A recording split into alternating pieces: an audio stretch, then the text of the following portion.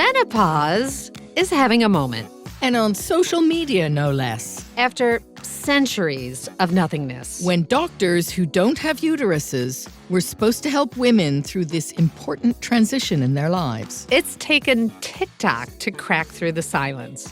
All right, I got you, girl. Now, the benefits of hormone therapy really outweigh the risks when started within 10 years from your last period. Ladies, if you're in perimenopause or menopause, here's why you may want to consider adding turmeric to your diet every day. I think the most unknown symptom of menopause is sexual dysfunction. Every now and then I get a urine infection from all the fluctuating aging hormones. Menopause. I'm Colleen DeBaise. And I'm Sue Williams. So TikTok and Instagram and YouTube have become unlikely places, in my mind, for these lively voices telling us about older women's health needs. It's amazing, and actually, it's kind of fun. Her name is Menopause. Can you get out of my house? Absolutely not. I'm going to be here for a while. All hormonal ladies, all hormonal ladies, all hormonal ladies, all hormonal. What's a word that rhymes with menopause? Santa Claus. We wanted to find some of these women and landed on Dr. Mary Claire Haver, who has over 2 million followers on TikTok alone. I'm Dr. Mary Claire Haver, board-certified OBGYN and nutritionist. She starts a lot of videos off that way. So if you don't know me, I'm a board-certified obstetrician gynecologist, and I'm also a nutritionist. The internet and social media are allowing patients, in this case women, to access medical knowledge they simply could not have found just a decade ago. And empowering women to have conversations about conditions that their doctors haven't been willing or perhaps even able to discuss. Here's Mary Claire on TikTok. It's no secret that we live in a culture that completely dismisses perimenopause. Kind of helps explain why we don't know that much about it, and why here on this TikTok page, I've gotten tens of thousands of comments from women that they had no idea what hit them. Today, we're sharing our conversation with Mary Claire, who, outside of TikTok, is the creator of the Galveston Diet, which is all about the best foods for menopause. She's turned it into a book by the same name, which is now a Wall Street Journal bestseller. As a doctor, she's broken new ground by opening a clinical practice devoted entirely to menopause. And as an entrepreneur, and we always love an entrepreneur, Mary Claire just launched a new company called thepauselife.com. Stick around.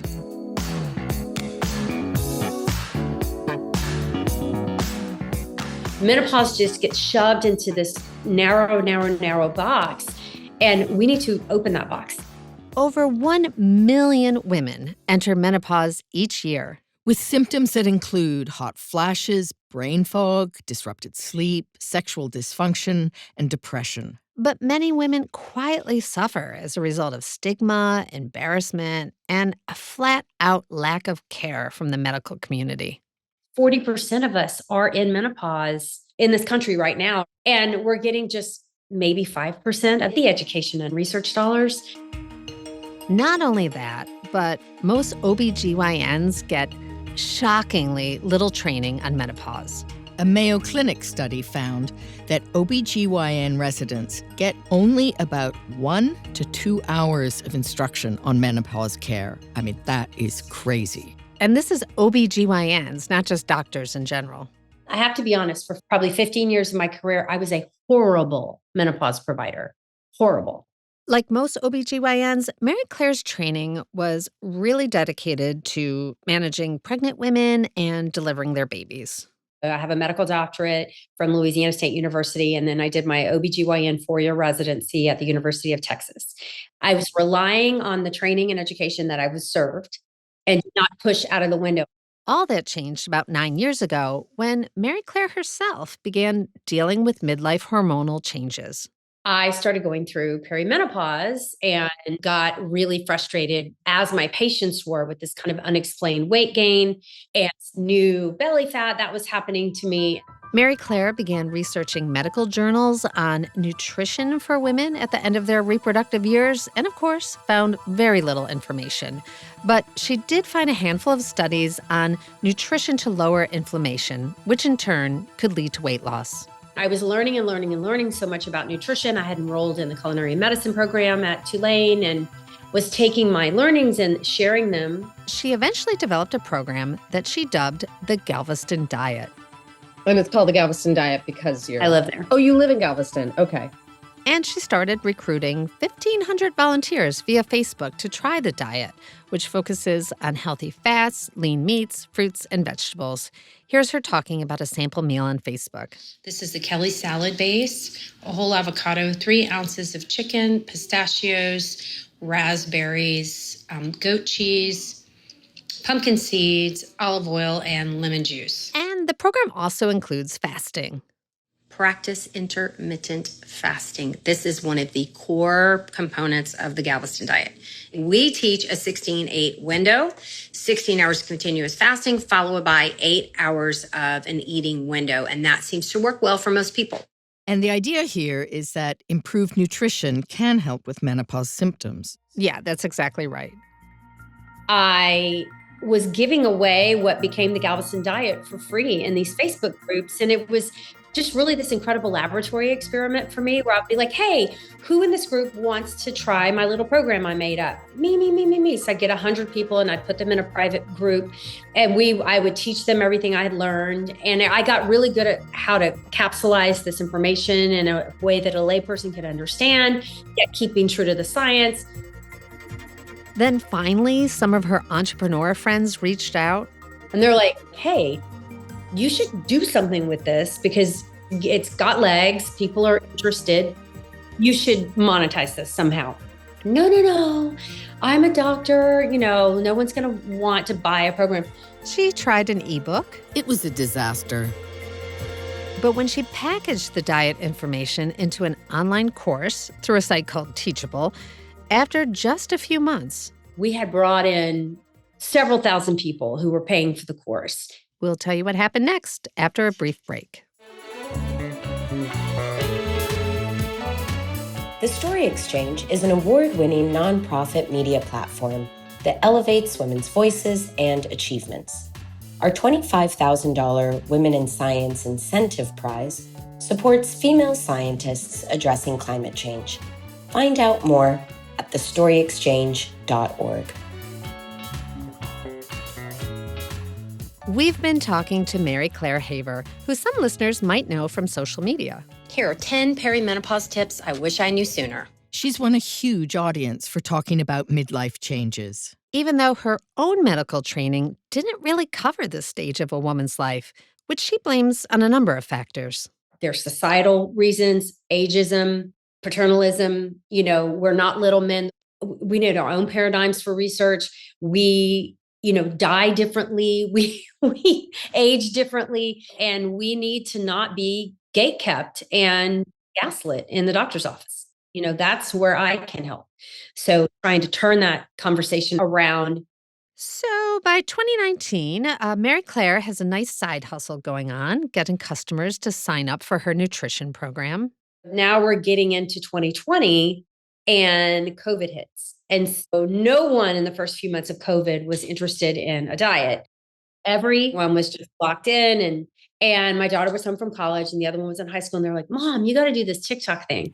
And I said, no, it's dancing and kids. And they showed me a few other physicians who were kind of sharing informational things in a fun, pointing at phrases to music. And I was like, you know what? That'll be fun. We're all sitting at home. I can do this. She soon learned that she had a hidden talent for imparting menopause information via memes and fun music. Overnight, I went to bed and woke up and I had 10,000 followers and X amount of views. And, of course, the dopamine rush from that, I'm chasing it more and more. As she began to talk more about menopause, it just exploded across all channels. I think I was just the right place at the right time. Not many people were doing that in an informed way that was evidence-based. And I just started pointing out the discrepancies. Here's one of her TikToks. These are things that doctors have actually said to their patients. I don't believe in perimenopause. Menopause is a natural process. Just get over it. Sometimes she's in scrubs in these videos. Sometimes she's in workout clothes. Sometimes she's in her kitchen. The more popular she got, the more it gave her the confidence in 2021 to take a big leap. And then I made a radical choice to hang up a shingle and open a menopause clinic. Oh, okay. had always been employed. I had always worked for the university or for a large specialty practice. I had never opened my own practice myself. I didn't know how to do it. I had to get a book to learn all the rules and regulations. The office is located in Texas between Galveston and Houston. I am my own boss. I call the shots, I set the prices, and it's hard to do what I do. Most doctors in OB-GYN make money by, doing biopsies and procedures and ultrasounds and surgery and delivering a baby. And so spending an hour and a half with a patient, talking to her, trying to untangle all of her symptoms takes a long time. And unfortunately, the current model that most people are forced to use is built to fail the menopausal woman. How big is your practice? Big. I have a waiting list of hundreds and hundreds and hundreds. I can envision in the next year, I will probably have maybe 3 or 4 nurse practitioners working with me. We have that much need. Every week, I at least have 2 or 3 patients flying in from out of state. Wow. And it's such an honor, and I'm so touched, and I know it's because of social media, but it's ridiculous that they can't find, I'm not walking on the moon. I'm not doing anything, this is basic menopause care, very, very basic. And that they cannot find someone who is trained well enough to be able to do what I do is a problem, and one that I'm working to rectify. So, despite years of neglect, menopause finally is getting attention. There are a number of women-led startups focused on menopause, including Woman Ness, Kindra, and Stripes, the latter's backed by the actress Naomi Watts. Here she is talking about why she started the company. I felt isolated. I felt I wasn't getting the right amount of information from doctors. So really, it's rooted from a personal story of mine. Naomi's startup focuses more on skincare and wellness, while another startup, Alloy.com, has a medical team and prescribes safe treatment options for a variety of symptoms. Alloy actually put together a rather humorous ad, sticking some unsuspecting men into a very hot room to mimic what a hot flash feels like. In all seriousness, there is a whole group of women, like Mary Claire, many of them trained doctors, leading the charge for menopause care. And you can find them on social media. Doctors Corinne Menn, Kelly Casperson, Heather Hirsch. Here's Dr. Sharon Malone. We've got to really sort of rebrand menopause. It is not, as we say, it's not the end of things, it's the beginning of another phase of life. Many of them, like Mary Claire, advocate for hormone replacement therapy, which for decades hadn't been prescribed because of a flawed Women's Health Initiative study in 2002, which overstated the risks of cancer. In 2017, a new study found those concerns to be unfounded. Here's NBC News. For 18 years, eases long-held fears about the therapy, concluding that women who choose hormone replacement are no more likely to die years later than those who do not. Mary Claire is also a big advocate for nutrition, exercise, and supplements, which is where her new company comes in. The supplement business is huge. We have thousands and thousands of customers a month.